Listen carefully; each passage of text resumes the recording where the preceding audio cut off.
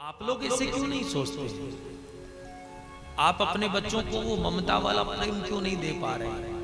हम सब क्यों भटक रहे हैं?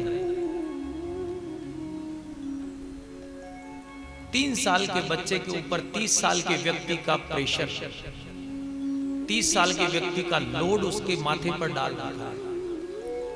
कक्षा में 100% लेकर के आना।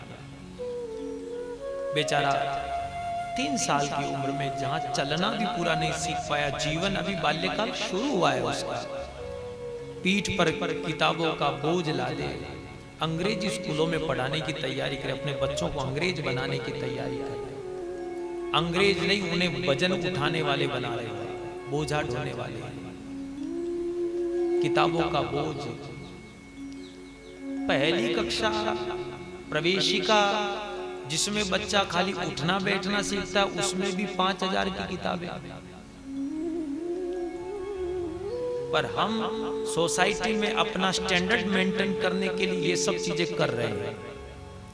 पर ऐसी सोसाइटी किस काम की जो सोसाइटी में संस्कृति का समावेश ना हो? और किसको दिखाना है? बच्चा आपका है कि पड़ोसी का है? उसको आपने जना है कि पड़ोसी ने जना है? उसमें खून आपका है कि पड़ोसी का है? टोरचन चलते हैं।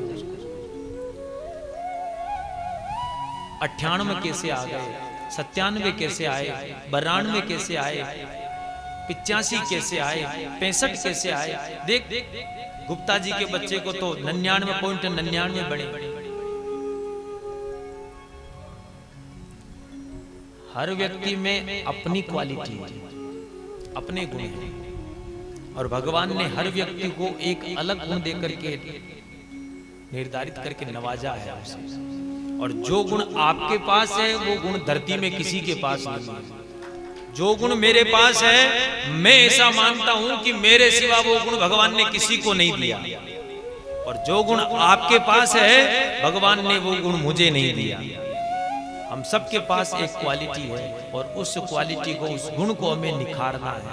बच्चों को बेल मत बनाओ, बच्चों को बेल मत बनाओ। 3 साल की उम्र में आप सोचो, पत्थर रख दिया, बेचारा बचपन से ही टेंशन में जीता है, बड़ी बड़ी कांच के चश्मे लगा करके आंखें अंदर जा रही है, टेंशन में बाल सफेद हो रहे हैं, कमर झुक गई है, कंधे झुक गए हैं, चेहरा बुझा हुआ रहता है। आप अपने बचपन के फोटो कभी देखिएगा, आपके बचपन के फोटो कैसे आते थे? मिट्टी में खेलना, मिट्टी खाना, पेड़ों पर गुलाम डाली खेलना, दड़ी खेलना, सितोलिया खेलना, गिल्ली डंडा खेलना, कुछ भी जो मर्जी आए जो करते थे, कोई रोक टोक नहीं थी। घास में खेलना, कीचड़ में खेलना, जहां मन किया वहां खेले। आपके माँ बाप ने कभी रोक टोक नहीं लगाई, तो फिर आप अपने बच्चों पर इतना प्रेशर क्यों?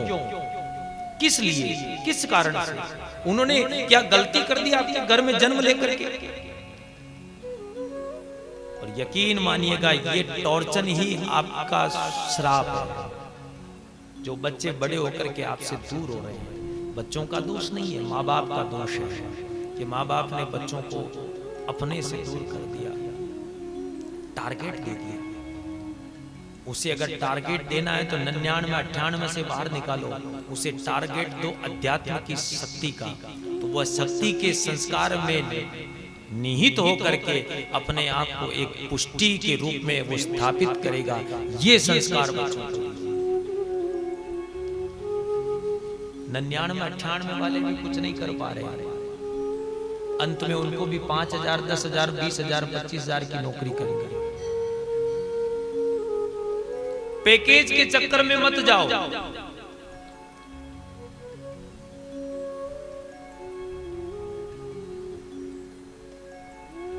व्यवहारिकता में जाओ। 4 साल के बच्चे में क्या संभव था कि वो भगवान को पा सकता है? आपके बच्चे से आप अपेक्षा रखेंगे कि मेरा बच्चा भगवान को प्रकट कर सकता है?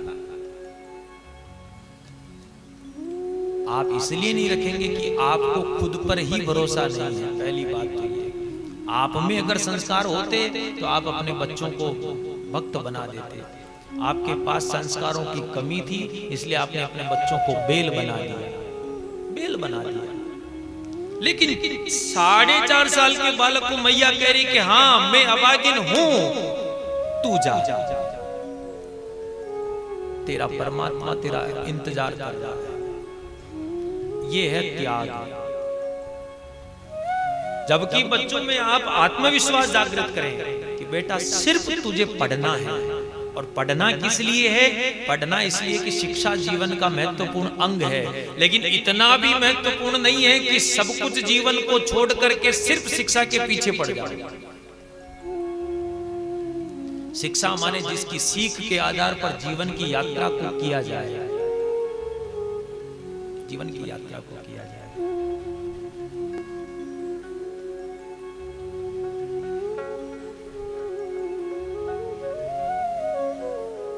जीवन जीना भी बड़ा आवश्यक है। जंगल में चले हैं, कहा कि मैया कैसे मिलेंगे मुझे भगवान, और आप यकीन खुद ही मानिए कैसे मिलेंगे।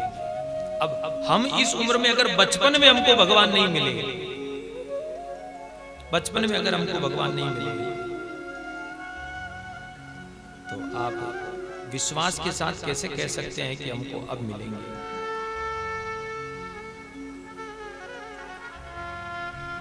कैसे मिलेंगे? जबकि भगवान तो ये कहते हैं कि मैं आज भी आने को तैयार हूं, बस मुझे कोई बुलाए तो सही। पर मन में मेल भरा है, काम भरा है, वासना भरी है, याचना भरी है, तो भगवान ऐसे कलुष स्थान पर बैठेंगे कैसे? जब आप गंदे स्थान पर नहीं बैठ सकते तो फिर वो परमात्मा हम में आकर के कैसे बैठेगा? हमारे मन को साफ तो किया नहीं।